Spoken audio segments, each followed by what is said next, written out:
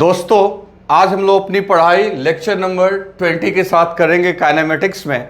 तो आपको याद होगा पिछले क्लास में मैंने आपको ग्राफ के बारे में बताया था और ग्राफ में हम लोग सीख रहे थे इंस्टेंटेनियस स्लोप।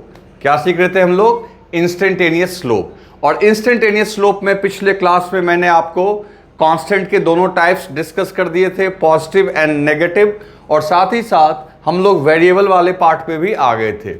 वेरिएबल में भी हम लोग अभी कहाँ पे थे? पॉजिटिव वाले पे थे, और पॉजिटिव में भी हम लोग कहाँ पे थे? इंक्रीजिंग। तो आपको याद होगा पॉजिटिव में इंक्रीजिंग स्लोप जो अपना आ रहा था, ये आ रहा था, है ना दोस्तों। और ये क्यों आ रहा था? तो हम लोग देख सकते हैं कि यहाँ पे हर जगह एंगल क्या है? वेरिएबल है, अलग अलग एंगल है।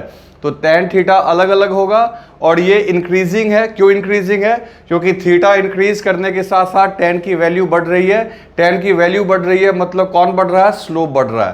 तो x के बढ़ने के साथ साथ आपका स्लोप बढ़ रहा है, और सारे एंगल जो है वो 90 से छोटा है ना। सारे एंगल्स क्या है? 90 से स्मॉल है। क्लियर? चलो अब हम लोग एक क्वेश्चन करते हैं। एक क्वेश्चन के आधार पे आप मेरे को ये पता चलेगा कि तुमने कितना कुछ सीखा है। तो मैं अब एक क्वेश्चन देता हूं, ठीक है? काइनेमेटिक्स का ही क्वेश्चन है। देखो क्वेश्चन क्या है। ए particle is moving along straight line whose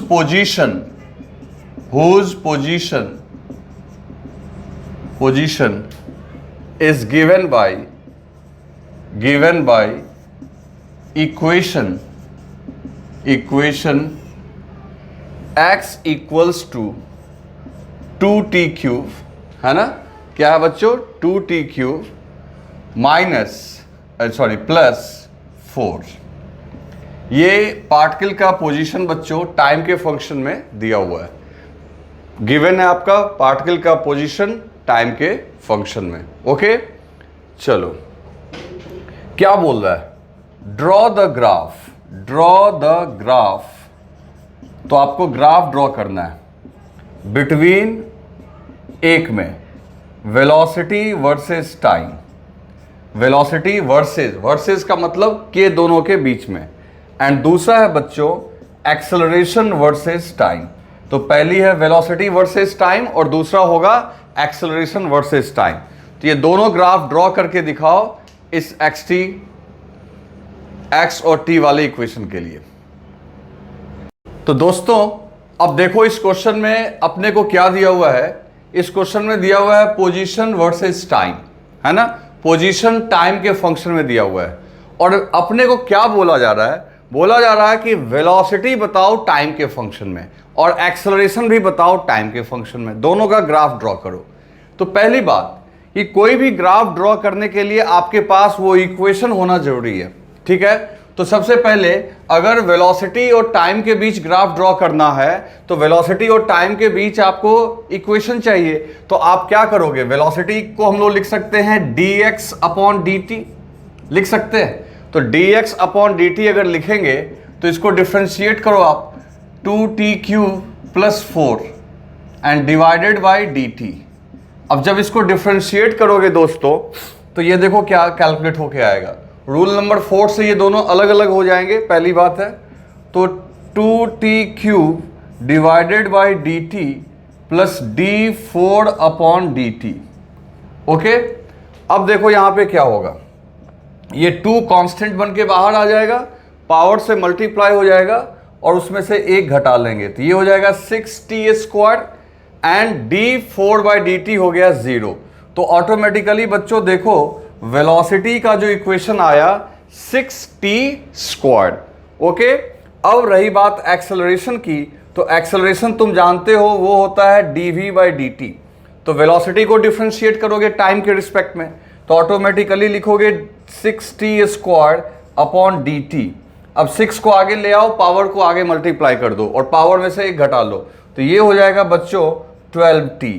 तो इस तरीके से एक्सेलरेशन इज इक्वल टू हो गया 12t। अब आ जाओ काम की बात करते हैं। हमें ग्राफ ड्रॉ करना है किसके किसके बीच? Velocity versus time. और वेलोसिटी का इक्वेशन क्या है बच्चों, 6t²। तो अब आप याद करो ग्राफ ड्रॉ करने के लिए किन चीजों पे ध्यान देना पड़ता है। सबसे पहले आप दो एक्सिस ले लोगे, यहां वेलोसिटी और यहां ले लोगे टाइम। तो आपको सबसे पहले ये जानना होगा कि ग्राफ शुरू कहां से करें। इसके लिए आपको t=0 पुट करो। तो t=0 पुट करोगे बच्चों तो वेलोसिटी कितना निकल के आएगा, 0। जिसका मतलब ग्राफ हम लोग यहीं शुरू करेंगे, यहीं से स्टार्ट करेंगे ग्राफ को। फिर उसके बाद देखो जैसे जैसे हम लोग टाइम को बढ़ाएंगे बच्चों वेलोसिटी बढ़ेगी। देख लो टाइम की वैल्यू जैसे जैसे इंक्रीज करेगी वेलोसिटी बढ़ेगी, मतलब कि आपको ऐसे जाना है। लेकिन अब ऐसे कैसे जाना है, ऐसे स्ट्रेट लाइन में जाना है या कर्व लाइन में जाना है, ये देखना होगा। और इसके लिए आपको पता है हम लोग क्या देखते हैं, स्लोप। किसको देखते हैं बच्चों, स्लोप। तो स्लोप के लिए स्लोप = dv/dt। जो y एक्सिस पे है उसको x एक्सिस के रिस्पेक्ट में क्या करोगे, डिफरेंशिएट करोगे। तो dv/dt, तो dv/dt जो है ये स्लोप होगा। और दरअसल ये स्लोप जो है ये कुछ और नहीं बल्कि एक्सेलरेशन ही हो जाएगा। और एक्सेलरेशन इक्वल्स टू कितना है, 12t। तो आप लिख सकते हो कि जो स्लोप है उसकी वैल्यू कितनी निकल के आ रही है, 12t। ऐसा हम लोग बोल सकते हैं कि वेलोसिटी और टाइम के बीच के ग्राफ का जो स्लोप है वो कोई और नहीं बल्कि कौन है, एक्सेलरेशन। और एक्सेलरेशन इक्वल्स टू देखो 12t। तो ये टाइम का फंक्शन है कि नहीं है, इसका मतलब ये जो स्लोप है वो आपका टाइम का फंक्शन है। मतलब स्लोप क्या है, वेरिएबल है। स्लोप क्या है, वेरिएबल है। और साथ ही साथ टाइम के इंक्रीज करने के साथ साथ स्लोप आपकी इंक्रीज हो रही है। टाइम के बढ़ने के साथ साथ स्लोप इंक्रीज कर रही है। तो हम लोग बोलेंगे, और टाइम की वैल्यू प्लस रखोगे तो स्लोप प्लस भी आएगा। तो हम लोग बोलेंगे कि स्लोप हमारा पॉजिटिव होगा और पॉजिटिव में बढ़ता हुआ, पॉजिटिव में बढ़ता हुआ स्लोप होना चाहिए, पॉजिटिव में बढ़ता हुआ। तो कल याद करो पॉजिटिव में इंक्रीजिंग स्लोप हमने ड्रॉ किया था। पहली बात कि स्लोप हमारी इंक्रीज हो रही है, मतलब ये कैसी स्लोप है, वेरिएबल है। तो वेरिएबल होने का मतलब ये है कि आप कर्व लाइन ड्रॉ करोगे और उसमें भी कैसी स्लोप है, इंक्रीजिंग। तो ऑटोमेटिकली बच्चों ये ग्राफ हो जाएगा कुछ इस तरीके से। तो इस ग्राफ को देखो, कल हमने यही इस ग्राफ को बताया था ना कि ये वेरिएबल स्लोप है। वेरिएबल में पॉजिटिव है क्योंकि सारे tan थीटा जो है वो पॉजिटिव ही आ रहे हैं क्योंकि थीटा <90 है। और साथ ही साथ ये बढ़ रहा है। ओके दोस्तों, तो ये वेलोसिटी और टाइम के बीच ग्राफ आया। तो आज से वेलोसिटी और टाइम के बीच ऐसा कर्व दिखे कभी भी तो समझ जाना कि उसका स्लोप पॉजिटिव और वेरिएबल है। और स्लोप कोई और नहीं बल्कि एक्सेलरेशन ही है। तो कह सकते हैं कि जब भी ऐसा वेलोसिटी और टाइम का ग्राफ दिखेगा तो आप बोल दोगे कि पार्टिकल के पास एक्सेलरेशन है। और साथ ही साथ वो एक्सेलरेशन वेरिएबल है क्योंकि स्लोप वेरिएबल है और स्लोप ही एक्सेलरेशन होता है अगर ग्राफ हम लोग वेलोसिटी और टाइम के बीच में ड्रॉ कर रहे हैं। क्लियर? तो ये जिन्होंने ड्रॉ किया होगा उनका ये आंसर सही है। तो पॉइंट्स आपको ऐसे ही लेना है, ग्राफ पेपर पे नहीं सॉल्व करना है कि 1 2 3 4 कर लिया, ऐसे नहीं फिजिक्स में आता है। आपको ऐसे ही चॉइस दिया हुआ रहेगा और आपको उसमें से टिक लगाना है। तो ये शेप जो हुआ ये इस वेलोसिटी वर्सेस टाइम का। क्लियर? चलो अब हम लोग ग्राफ ड्रॉ करते हैं एक्सेलरेशन वर्सेस टाइम। नेक्स्ट हम लोग को कर रहा है एक्सेलरेशन वर्सेस टाइम। तो जैसे वेलोसिटी का इक्वेशन लिखा तो एक्सेलरेशन का इक्वेशन लिखो। तो एक्सेलरेशन का इक्वेशन क्या है बच्चों, 12t, a = 12t। ठीक है, तो चलो अब क्या करेंगे हम लोग, अब हम लोग y एक्सिस पे बच्चों, y एक्सिस पे एक्सेलरेशन लेंगे। किसको लेंगे, एक्सेलरेशन को। और x एक्सिस पे अभी भी टाइम को ही लेंगे। अब सिर्फ आप a पे कॉन्सेंट्रेट करो, एक्सेलरेशन पे कॉन्सेंट्रेट करो। तो देखो एट t = 0 पुट करोगे तो एक्सेलरेशन क्या आएगा आपका, 0। मतलब कि ग्राफ जो है यहां से शुरू करना है, स्टार्टिंग से ही शुरू करना है क्योंकि t = 0 पे आपका एक्सेलरेशन क्या कैलकुलेट होके आ रहा है बच्चों, 0। t = 0 पे जो एक्सेलरेशन है वो आ रहा है 0। इसके बाद जैसे जैसे टाइम बढ़ाते चले जाओगे, जैसे t की वैल्यू 1 रखोगे तो एक्सेलरेशन 12 होगा, t की वैल्यू 2 रखोगे तो एक्सेलरेशन 24 होगा। तो सीधी सी बात है टाइम के बढ़ाने से एक्सेलरेशन बढ़ेगा, है ना। तो मतलब टाइम बढ़ता जाएगा तो एक्सेलरेशन भी बढ़ता जाएगा, मतलब इधर ही जाओगे। अब इधर कैसे जाओगे, स्ट्रेट लाइन में जाओगे या कर्व लाइन में जाओगे। तो बच्चों उसके लिए अपने को क्या देखना पड़ेगा, स्लोप। तो बच्चों स्लोप के लिए क्या करोगे, D A by D T. Slope का मतलब ही होता है जो क्वांटिटी आपका y एक्सिस पे है उसको x एक्सिस के रिस्पेक्ट में क्या करोगे, डिफरेंशिएट। तो क्या लिखेंगे, D A by D T. अब एक बात सुनो, कुछ बच्चे सोच रहे होंगे कि आखिर इसका स्लोप क्या देगा।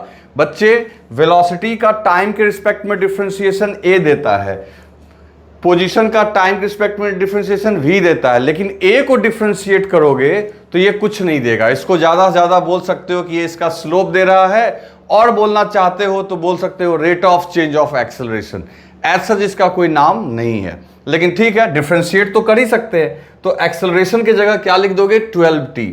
तो देखो 12t अपॉन dt, अब 12 आ गया बाहर और dt बाई dt हो गया 1। तो स्लोप इज इक्वल टू, देखो क्या आ रहा बच्चों, स्लोप इज इक्वल टू 12 आया। तो जब एक्सेलरेशन और टाइम के बीच का स्लोप देख रहे हैं तो स्लोप की वैल्यू 12 आ रही है, यानी स्लोप जो इसका आ रहा है वो कांस्टेंट स्लोप आ रहा है। स्लोप टाइम पे डिपेंड नहीं कर रहा है और पॉजिटिव है। ध्यान से देखो, जो स्लोप आ रहा है वो टाइम के ऊपर डिपेंड नहीं कर रहा है, वो कांस्टेंट भी है और पॉजिटिव भी है। तो इसका मतलब ये जो ग्राफ एक्सेलरेशन और टाइम के बीच का जो ग्राफ होगा उसका स्लोप होना चाहिए कांस्टेंट। और कांस्टेंट स्लोप कब होता है बच्चों, जब ग्राफ स्ट्रेट लाइन होता है। तो सीधी सी बात है, ये जो ग्राफ ड्रॉ करोगे दिस इज स्ट्रेट लाइन। आ रही है बात समझ में? तो यानी ए और टी के बीच का ग्राफ जो होगा वो कैसा होगा, straight line passing through origin. ठीक है, तो देखो ये वीटी का कर्व हो गया और ये एक्सेलरेशन वर्सेस टाइम का हो गया। तो इसे लिख लो, कहीं दिक्कत हो तो बताना।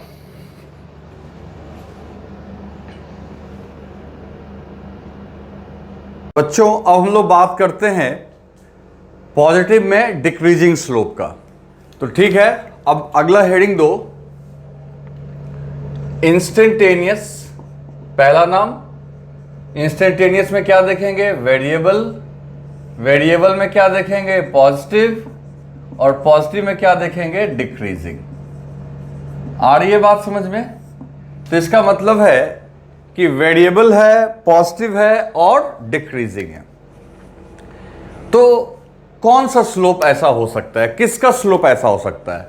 वेरिएबल कहने का मतलब वो वैरी तो कर रहा है, चेंज कर रहा है। और क्या बात दूसरी है, पॉजिटिव भी है, नेगेटिव नहीं है, पॉजिटिव है और घट रहा है। तब एक इक्वेशन देखो, आप ध्यान से देखना। मान लो एक इक्वेशन है 4y equal to 4 root x. ठीक है, मान लो एक इक्वेशन है। जब हम कोशिश करें इस इक्वेशन के स्लोप को जानने का, तो स्लोप के लिए आप क्या करोगे बच्चों, तो dy by D X, slope तो यही होगा। अब y की जगह लिखोगे 4 root X by D X. ये 4 कांस्टेंट है, बाहर आ गया। अब x का power half upon D x. Clear है दोस्तों? अब पावर को आगे मल्टीप्लाई कर लो, 4 इंटू हाफ और x का पावर हाफ -1। पावर को आगे मल्टीप्लाई कर लेते हैं और पावर में से एक घटा लेते हैं, तो ऑटोमेटिकली ये 2 से ये कटेगा 4, तो 2 इंटू एक्स का पावर -हाफ। तो देखो यहां पे स्लोप क्या निकल के आ गया आपका, स्लोप इज इक्वल टू, अब ये नीचे हो जाएगा तो x का पावर हाफ, जिसको हम लोग लिख सकते हैं 2 अपॉन रूट एक्स। जहां ध्यान देना बच्चों कि अगर y equal to 4 root X है तो इसका जो इक्वेशन निकल के आया बच्चों वो आया slope is equal to 2 by root X. अब तुम देख सकते हो कि स्लोप जो है वो इन्वर्सली प्रोपोर्शनल, इन्वर्सली मतलब हिंदी में बोले तो व्युत्क्रमानुपाती है ना, नीचे में। तो अच्छा है कि आप हिंदी की बजाय अंग्रेजी बोलो, इन्वर्सली प्रोपोर्शनल, इन्वर्स में है। अब यहां पे x को अगर हम बढ़ाओगे, एक तो पहली बात ये स्लोप किसके ऊपर डिपेंड कर रहा है, x पे। तो स्लोप आपका वेरिएबल तो है, स्लोप जो है वो वेरिएबल भी है, और वेरिएबल होने के साथ साथ x बढ़ने के साथ साथ ये स्लोप जो आपका है वो घटेगा क्योंकि ये नीचे में। और x का वैल्यू तो आप प्लस ही लोगे क्योंकि आपको पता है कि x के जगह कौन रहना है, टाइम। तो ये अगर पॉजिटिव रहेगा तो पॉजिटिव का अंडर रूट तो पॉजिटिव ही होगा, तो स्लोप आपका पॉजिटिव भी है और घट रहा है। एक्स के बढ़ने के साथ साथ स्लोप घट रहा है। ठीक, तो इसका मतलब है कि इस इक्वेशन का अगर ग्राफ ड्रॉ किया जाएगा तो वो एक डिक्रीजिंग स्लोप होगा और वो भी पॉजिटिव। तो सवाल यह है कि पॉजिटिव और डिक्रीजिंग स्लोप होगा कैसे, कैसा होगा। तो मैं अभी एक ग्राफ ड्रॉ करता हूं और फिर हम लोग चेक करेंगे कि क्या वो हमारे इस नीड को सेटिस्फाई कर रहा है कि नहीं। तो देखो, सीधी सी बात, ध्यान देना। मान लो मैंने ये ग्राफ ड्रॉ किया,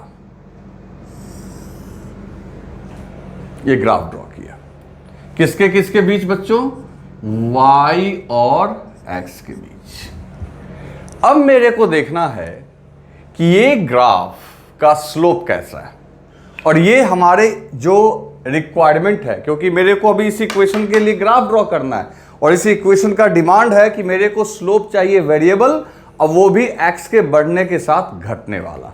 तो देखते हैं इसमें उपाय लगता है कि नहीं। तो जब भी आप, पहली बात है कि ये आपका लाइन जो है वो है कर्व्ड, तो कर्व्ड लाइन है तो वेरिएबल तो है, कर्व्ड लाइन है तो वेरिएबल है। लेकिन अब वेरिएबल में देखते हैं घटने वाला है कि नहीं है। तो जब भी आप घटना या बढ़ना देखना चाहते हो तो आपको 2 पॉइंट्स लेने होंगे और देखना होगा कि उन पॉइंट्स पे, जैसे मान लो पहला पॉइंट हमने लिया जिसका कोऑर्डिनेट है x1, फिर x को और बढ़ाया तो बढ़ के ये हो गया x2। तो एक बार हम स्लोप p पे देख लेते हैं, दूसरा स्लोप हम q पे देख लेते हैं। p का कोऑर्डिनेट x1 है, q का कोऑर्डिनेट x2 है। अगर p का स्लोप ज्यादा हुआ और q का स्लोप कम हुआ तो इसका मतलब ये हुआ कि आगे बढ़ने से स्लोप घटा, मतलब जो मेरा रिक्वायरमेंट है घटने वाला वो सेटिस्फाई हो जाएगा, मतलब वो पूर्ण हो जाएगा। तो चलो स्लोप चेक करते हैं। अच्छा, ये भी ध्यान रहे कि पॉजिटिव होना चाहिए, मतलब tan थीटा जो है वो प्लस आना चाहिए, मतलब थीटा लेस देन 90। तो सबसे पहले आप स्लोप निकालने का तरीका क्या था आपका, इंस्टेंटेनियस। इस पॉइंट पे आप एक टेंजेंट खींचो, स्पर्श रेखा खींचो। तो देखो अभी हमने लाइन ड्रॉ कर दिया, ड्रॉ कर दिया। अब ये एंगल बन रहा है बच्चों, यहां पे आपको एंगल तो पॉजिटिव एक्स एक्सिस से ही देखना है, तो पॉजिटिव एक्स एक्सिस से ये एंगल बन गया θ1,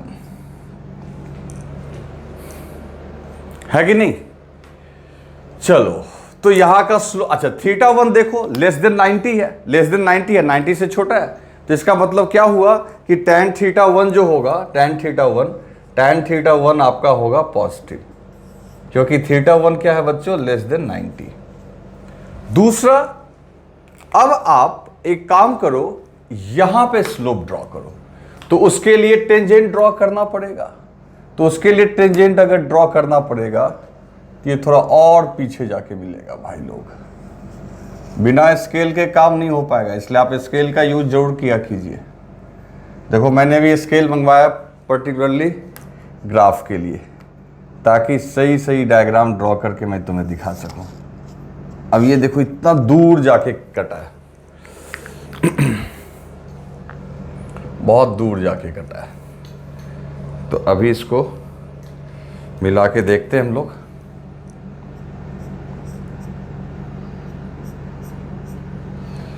बच्चों अब ये एंगल देखो, ये एंगल है θ2, क्योंकि एंगल तो पॉजिटिव एक्स एक्सिस के तरफ से ही मेजर करोगे, वो भी एंटी क्लॉक। तुम क्लियर कट देख रहे हो कि ये एंगल बड़ा है और ये एंगल छोटा है, ये छोटा है। यानी कि हम कह सकते हैं कि tan θ2 जो है, अच्छा पहली बात, बड़ा छोटा बाद में बात करेंगे, पहले ये भी देखो, ये भी 90 से छोटा, तो ये भी 90 से छोटा ही है। θ2 भी जो है वो 90 से छोटा है, तो इसका मतलब पॉजिटिव तो है। ये भी आपका क्या आएगा बच्चों, पॉजिटिव। तो एक चीज तो ये सेटिस्फाई कर रहा है कि ये दोनों ही स्लोप जो है, यानी हर पॉइंट पे पॉजिटिव ही होगा। और जो मेरे को चाहिए वो भी हो रहा है। कैसे? तो देखो x1 से जब तुम x2 के पास गए, मतलब जब तुम x को बढ़ाए तो थीटा जो है x1 के लिए थीटा 1 है और x2 के लिए थीटा 2 है। तो x के बढ़ने पे थीटा आपका घटा। देखो x1 के ऊपर जो x1 के लिए जो थीटा था वो थीटा 1 था और x2 के पास जो थीटा है वो थीटा 2 है। तो जैसे ही आपने x को बढ़ाया थीटा की वैल्यू घट गई। और अगर थीटा की वैल्यू बच्चों घट गई तो इसका मतलब है tan थीटा आपका घट रहा है। और tan थीटा घटने का मतलब है कि स्लोप आपका घट रहा है। तो ये निश्चित तौर पे ये जो कर्व है इसका स्लोप जो है एक तो पॉजिटिव है और पॉजिटिव में घट रहा है। और अगर तुम ऐसे देखो, कॉमन सेंस लगाओ, मान लो कि जब ये यहां पे तुम थे तो ये सीढ़ी ऐसे रखी हुई थी और जब तुम आगे बढ़े तो सीढ़ी ऐसे हो गई, तो सीढ़ी तो झुक रही है ना भाई, तो इसका स्लोप तो क्या हो रहा है? घट रहा है। तुम देख के रख के देख लो, जैसे जैसे आगे बढ़ते जा रहे हो इसका, ये मान लो ये सीढ़ी जो है यानी ये स्केल टेंजेंट का काम कर रहा है, तो आगे जैसे जैसे पॉइंट बढ़ रहे हो बच्चे तो ये टेंजेंट देखो इस तरीके से झुक रहा है, मतलब समतल हो रहा है, मतलब स्लोप घट रहा है। क्लियर है? तो ऐसा ग्राफ जब भी दिखाई पड़ जाए तुम्हें तो समझ जाना कि उसका स्लोप पॉजिटिव है, वेरिएबल है और डिक्रीजिंग है। तो मतलब ये ग्राफ बिल्कुल सही है इस इक्वेशन के लिए। कहोगे कैसे? तो देखो, अगर ग्राफ कहां से शुरू किए हुए हैं? ओरिजिन से। तो देखो x की वैल्यू 0 करोगे तो y 0 हो जाएगा, x की वैल्यू 0 तो y 0, तो देखो 0।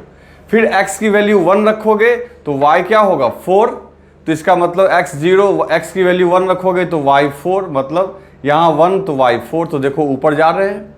लेकिन जो स्लोप है, ऊपर जा रहे हैं तो कैसे जाएं? स्ट्रेट लाइन में जाएं या नीचे से टेढ़ा होके जाएं या ऊपर से ऐसे जाएं, तो वो तो स्लोप बताएगा। और स्लोप जो है इसका वो वेरिएबल पॉजिटिव और डिक्रीजिंग है, जो कि ऐसा ही कर्व होगा। ठीक है बच्चों, अब इसका मैं और एग्जांपल आपको ड्रॉ करके दिखाता हूं, आप पहले लिख लो। तो दोस्तों अब देखो, इसका मतलब है कि आज से अपने को ऐसा स्लोप दिखे। ठीक है, इसी में मैं इसके और एग्जांपल बना देता हूं। मान लो यहां से स्टार्ट हो रहा हो ग्राफ, मान लो आपका ग्राफ यहां से स्टार्ट हो रहा हो, ऐसा कोई भी लाइन दिखे तो आप तुरंत समझ जाओगे ये पॉजिटिव, वेरिएबल और डिक्रीजिंग। ठीक है, ये पॉजिटिव, वेरिएबल और डिक्रीजिंग स्लोप को रिप्रेजेंट कर रहा होगा। इन तीनों में फर्क किस चीज का है? सिर्फ फर्क इसी बात का है बच्चों कि ग्राफ का स्टार्टिंग पॉइंट क्या है। ठीक है, अगर ओरिजिन से वो डिपेंड करेगा कि एग्जैक्ट इक्वेशन क्या है।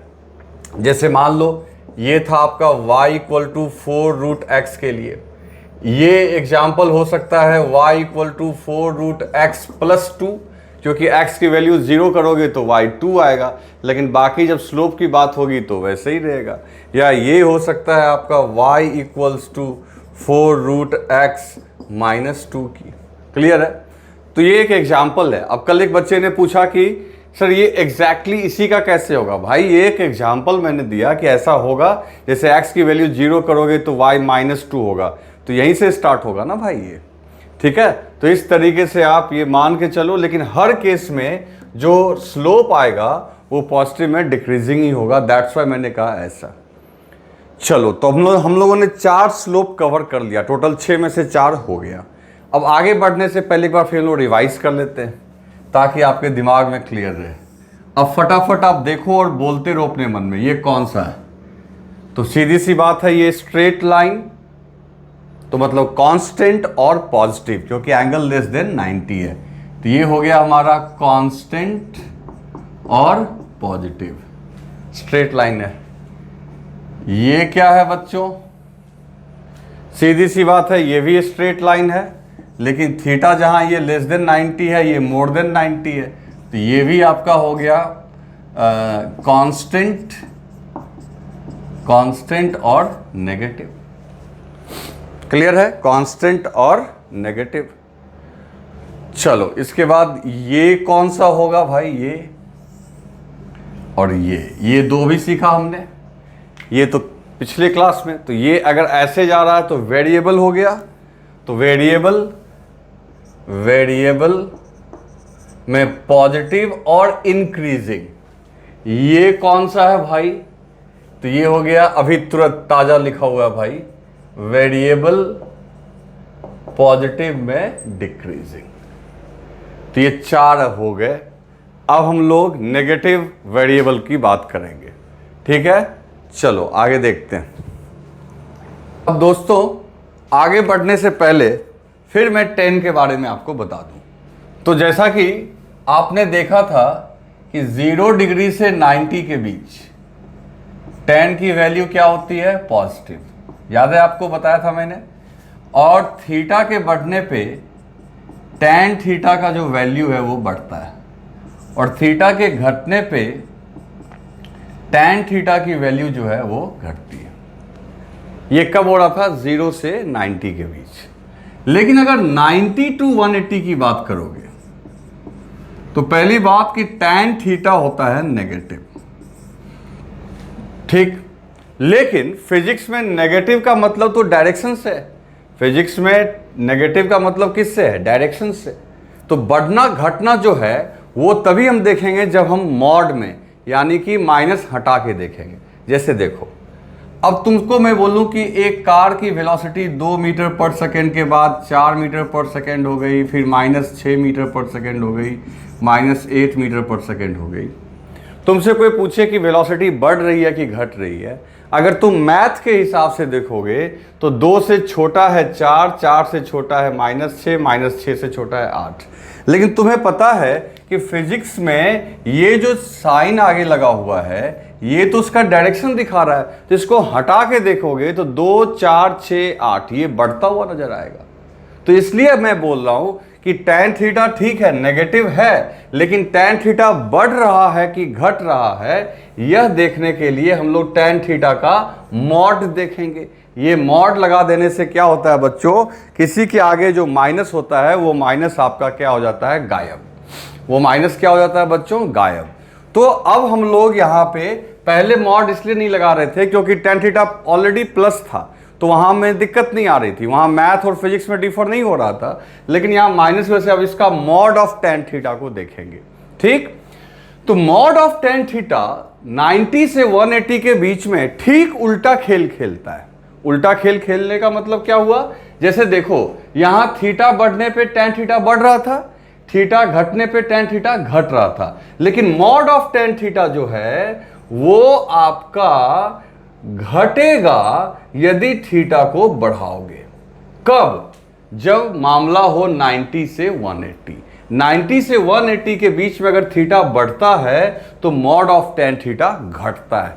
और दूसरी बात है tan थीटा फिर ऑटोमेटिकली बढ़ेगा यदि थीटा घटेगा।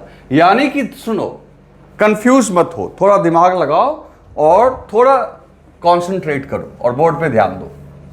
देखो क्या कहना है मेरा ये कहना है बच्चों कि 0 से 90 के बीच में tan थीटा हुआ प्लस, ध्यान से सुनना, थीटा बढ़ने के साथ साथ tan थीटा बढ़ा, थीटा घटने के साथ tan थीटा घटा। बहुत सिंपल सी बात है। लेकिन 90 टू 180 के बीच में पहली बात है tan थीटा होगा नेगेटिव। तो नेगेटिव साइन फिजिक्स में हम डायरेक्शन के लिए ले लेते हैं। तो बढ़ने घटने के लिए हम मॉड में लेके, है ना, मैग्नीट्यूड ऑफ tan थीटा देखेंगे, मैग्नीट्यूड ऑफ tan थीटा की बात करेंगे, सिर्फ tan थीटा के न्यूमेरिकल वैल्यू की। तो वो ना एकदम उल्टा करता है, मतलब थीटा बढ़ाओगे तो मॉड ऑफ tan थीटा घटेगा। जैसे मान लो tan 120 डिग्री और tan 130 डिग्री। अब हालांकि ये दोनों ही नेगेटिव होंगे और कोई पूछेगा इसमें से किसका मॉड ज्यादा होगा, तो सीधी सी बात है जितना एंगल कम tan का मॉड उतना ज्यादा। देखो जितना एंगल कम tan ज्यादा, जितना एंगल ज्यादा मॉड कम। तो तुम बताओ दोनों में कौन बड़ा होगा, तो दोनों में ऑब्वियसली ये बड़ा होगा। एंगल कम तो इसका मॉड ज्यादा, tan थीटा ज्यादा। और जबकि 0 से 90 के बीच में अगर तुमसे कोई पूछे tan 30 और tan 45 में कौन बढ़ा, तो तुम सीधा बोलोगे उधर वो बढ़ा। ये बात समझ में आ गई ना। तो अब हम लोग दिमाग में रखेंगे इस बात को, मोर देन 90 के केस में जैसे जैसे एंगल घट रहा होगा तो मान के चलना कि tan थीटा का मैग्नीट्यूड बढ़ रहा होगा, और जैसे जैसे एंगल बढ़ रहा होगा, जैसे जैसे एंगल बढ़ रहा होगा तो tan थीटा घट रहा होगा। ठीक उल्टा। ओके, चलो दिमाग में सेट रखना इस बात को। अब हम लोग डिस्कस करने वाले हैं वेरिएबल में नेगेटिव का, और उसमें भी पहला इंक्रीजिंग। तो जरा ये मैं बगल में रहने देता हूं ताकि ये आपको याद दिलाता रहेगा tan के बारे में। इसको मैं परमानेंटली अभी छोड़ दे रहा हूं, इस पे आप ध्यान देते रहो। तो अभी हमारा नेक्स्ट है बच्चों इंस्टेंटेनियस, नाम है इंस्टेंटेनियस वेरिएबल, ठीक है, instantaneous variable negative variable negative और इंक्रीजिंग। कौन सा बच्चों? इंक्रीजिंग। ठीक, अब मैं एक स्लोप बनाता हूं, एक ग्राफ बनाता हूं, और उसके स्लोप को हम लोग चेक करेंगे कि ये हमारे इस रिक्वायरमेंट को फुलफिल कर रहा है कि नहीं कर रहा है। ठीक है दोस्तों, तो देखो, मान लो कि मैंने एक कर्व बनाया और वो कर्व ऐसा है, एक ग्राफ ऐसा बनाया। ठीक है, अब इसका स्लोप चेक करते हैं। इस एक्सिस पे y ले लो, इस पे आप x ले लो, इसको और लंबा कर दो, और अभी चेक करके देखते हैं कि ये हम लोग के डिमांड के अकॉर्डिंग वर्क कर रहा है कि नहीं कर रहा है। सबसे पहले बच्चों यहां पे हम लोग एक पॉइंट लेते हैं। ठीक, अब इसका कोऑर्डिनेट मान लो x1 है, x की वैल्यू और बढ़ाओ, यहां पहुंच जाओ x2। अब इस पॉइंट पे, इस पॉइंट का नाम मान लो P, तो P के लिए स्लोप ड्रॉ करो।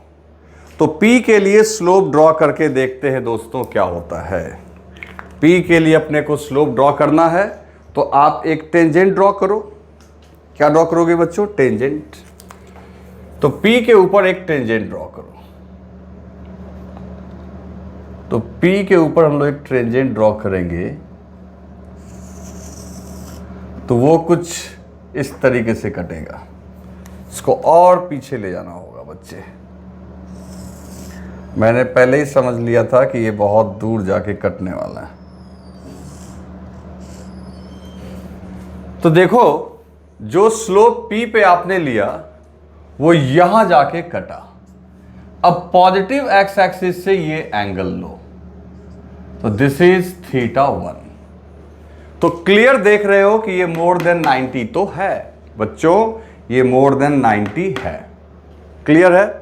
दूसरा, यहां पे लो, जो यहां पे लोगे वो स्लोप ये आ रहा है, और यहां पे ये जो एंगल है ये एंगल है θ2। तो पहली बात है कि ये कर्व लाइन है, तो कर्व लाइन वेरिएबल तो होगा, और दूसरा लिखा हुआ है नेगेटिव, तो वो बात भी साबित हो रही है, क्योंकि इन दोनों ही थीटा को तुम देखो, θ1 और θ2 ये दोनों ही 90 से बड़े, तो इसका मतलब है tan θ1 और tan θ2 ये दोनों ही क्या होगा आपका? नेगेटिव। तो भाई ये बात भी सही है कि नेगेटिव स्लोप होगा। अब इस पे आके मामला अटक जा रहा है। तो देखो, जब x1 पे था, जब x1 पे था तो x1 के लिए एंगल क्या निकल के आया? θ1। और जब x2, x की वैल्यू तुमने बढ़ा दी, जैसे मान लो यहाँ 5 है, यहाँ 10 हो गया, x की वैल्यू तुमने बढ़ा दी, तो थीटा हो गया θ2। तो अब तुम बताओ इन दोनों में से कौन बड़ा एंगल है? तो बहुत दिक्कत नहीं आ रही होगी तुम्हें देखने में कि ये एंगल बड़ा है ना, और ये एंगल उससे छोटा है।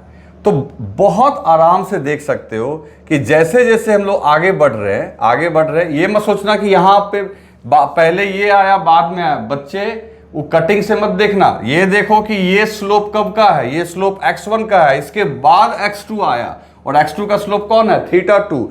तो जैसे x को तुम बढ़ा रहे हो तो तुमने देखा कि थीटा घट रहा है। क्यों भाई? क्योंकि θ1 बड़ा है θ2 से।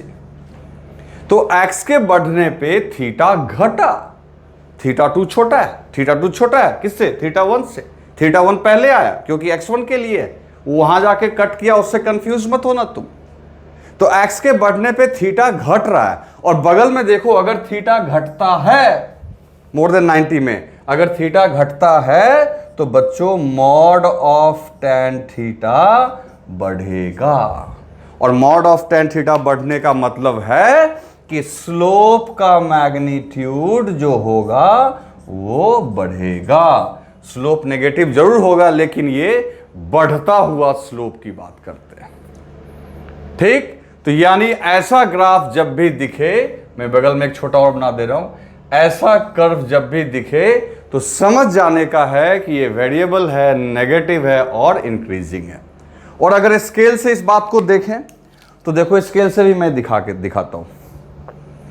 पहले आप समझो कि सीढ़ी ऐसे थी, सीढ़ी मतलब ये टेंजेंट जो है, ये टेंजेंट सीढ़ी का काम कर रहा है, पहले ऐसे थी, और जैसे जैसे तुम आगे बढ़ रहे हो सीढ़ी को ऐसे होना पड़ रहा है। तो आप खुद सोचो, जैसे जैसे तुम आगे बढ़ रहे हो ये ऐसे होता चला जा रहा है। ध्यान दो, यहां पे ऐसे, फिर ऐसे, फिर ऐसे, फिर ऐसे, तो भाई ये स्लोप तो बढ़ रहा है ना? नहीं, ये बढ़ रहा है। हम सीढ़ी देखो, ढाल जो है एकदम ऐसे होता चला जा रहा है। दैट्स वाई ये क्या है, इंक्रीजिंग। ओके, लिख लो इससे। तो बच्चों अब हम लोग एक इक्वेशन के लिए ग्राफ ड्रॉ करके देखते हैं कि वो ग्राफ फुलफिल कर रहा है कि नहीं। देखो y equal to 2x squared है, मान लो ये आपका ग्राफ है, ठीक है। तो इसको हम लोग को ड्रॉ करना है, तो कैसे ड्रॉ करेंगे? तो जैसा कि हम लोग हमेशा करते आते हैं बच्चों, सबसे पहले एक्सिस ड्रॉ कर लेंगे इस तरीके से। अब ये आपका y एक्सिस है ना, ये y एक्सिस है, और ये बच्चों आपका x एक्सिस हो गया। तो सबसे पहले ये पता करो कि ग्राफ शुरू कहां से करें। तो x इक्वल टू 0 करोगे बच्चों तो y इक्वल्स टू 4 आ रहा है, मतलब ग्राफ कहीं यहां से शुरू होगा। और ये बात समझ में, ग्राफ यहां से शुरू होगा, क्योंकि x इक्वल टू 0 करने पे y 4 है। और फिर x की वैल्यू अगर आप 1 रखते हो तो y की वैल्यू, x की वैल्यू 1 रखने पे देखो 4 में से 2 माइनस करोगे, y की वैल्यू 2, यानी x की वैल्यू 1 2 3 आगे बढ़ाएंगे तो y की वैल्यू फिर आप देखो नीचे आ रहा है। इसका मतलब अपने को नीचे आना है। अब नीचे स्ट्रेट लाइन में आए कि कर्व लाइन में आए, तो वो तो स्लोप ही बता पाएगा। तो अपने को क्या करना पड़ेगा बच्चों, ये देखना पड़ेगा कि इस इक्वेशन का स्लोप कितना होगा। तो स्लोप के लिए आप क्या करोगे? स्लोप के लिए आप करोगे dy/dx, यहीं से स्लोप पता चल पाएगा। फिर क्या करो कि आप y के जगह ये पूरा रखो 4 - 2x स्क्वायर बाई dx। अब इसको डिफ्रेंशिएट करो, तो दोनों को सेपरेट करो, तो d4/dx माइनस 2 कांस्टेंट है बाहर आ गया, dx square by dx। Clear? तो d4/dx दिस इज 0।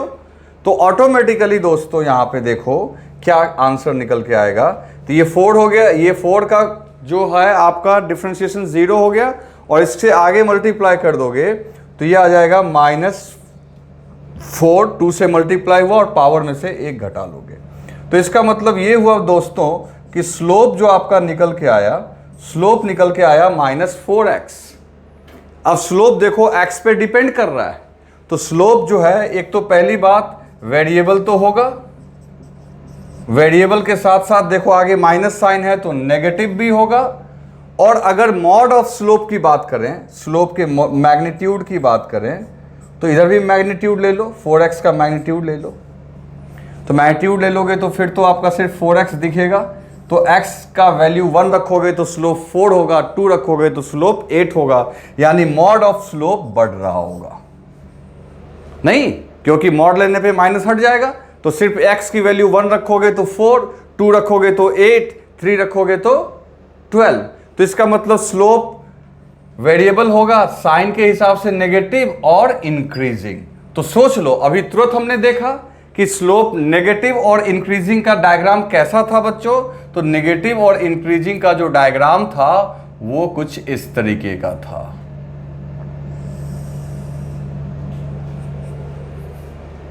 है कि नहीं? और कोई पूछेगा यहां कब टच करेगा, तो यहां टच करने का मतलब y 0, यहां तब टच करेगा जब x की वैल्यू √2 रखोगे, तो √2 का स्क्वायर 2 हो जाएगा, 2 × 2 4। तो ये भी तुम कह सकते हो कि यहां जो इंटरसेप्ट मिलने वाला है तुम्हें वो मिलेगा x = √2 पे। क्लियर है दोस्तों? तो ऐसा डायग्राम दिखे तो आप बोलोगे वेरिएबल नेगेटिव इंक्रीजिंग। अब इसके और भाई बंधु बना दिया जाए तो देखो, अब मैं यहां पे एक ही में सब डायग्राम, जब कभी भी ऐसा स्लोप दिखे, ऐसा स्लोप दिखे, ऐसा दिखे, चाहे यहां से शुरू हो, यहां से हो, यहां से हो, जब भी ऐसा दिखे तो आपको समझ जाना है कि नेगेटिव है, इंक्रीजिंग है, ठीक है, और वेरिएबल तो है ही। क्लियर है दोस्तों? तो जल्दी से लिख लो इसे।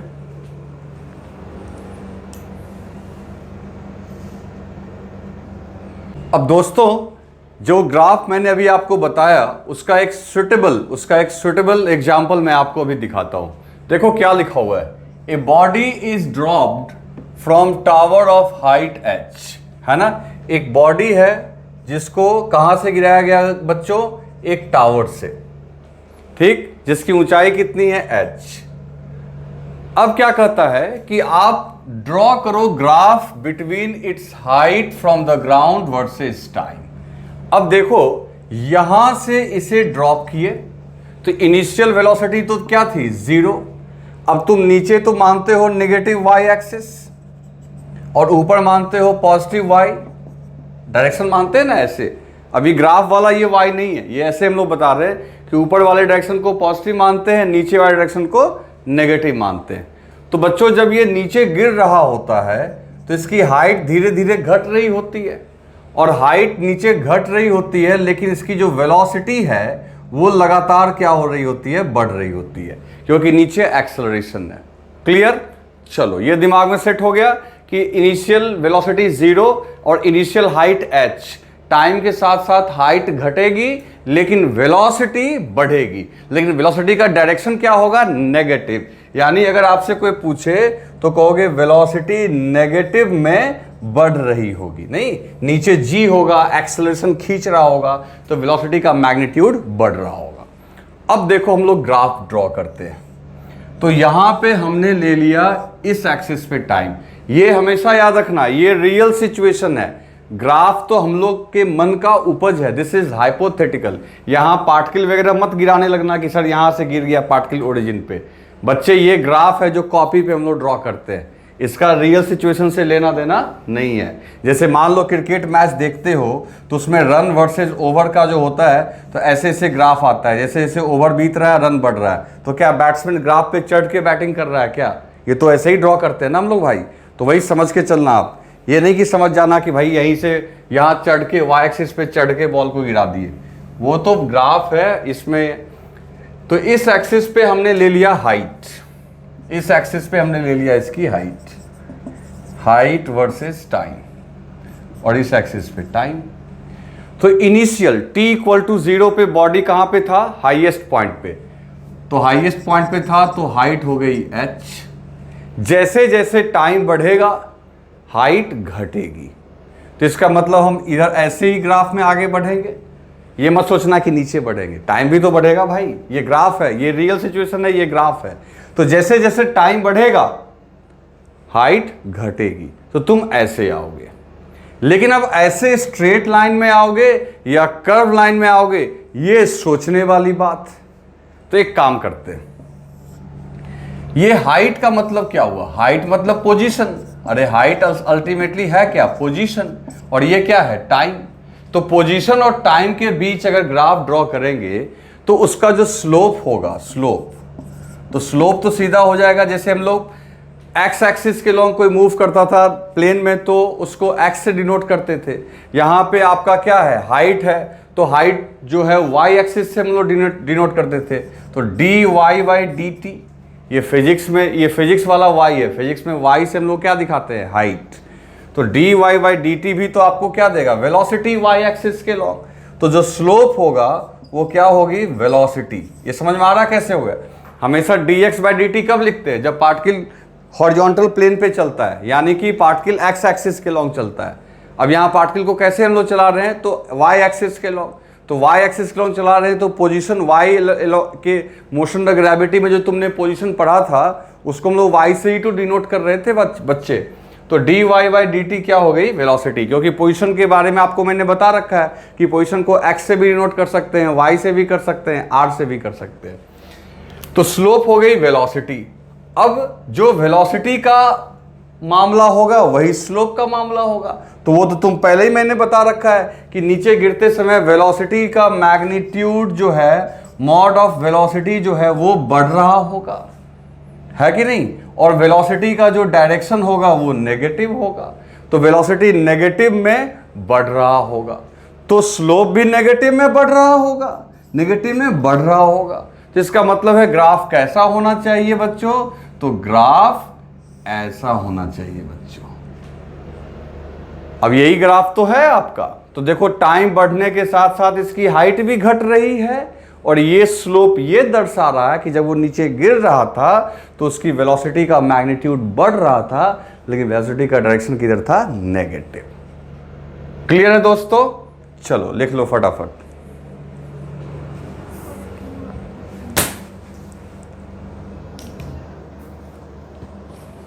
तो बच्चों अब ये लास्ट स्लोप हम लोग देखेंगे अभी, और ये वेरिएबल नेगेटिव और डिक्रीजिंग है ना।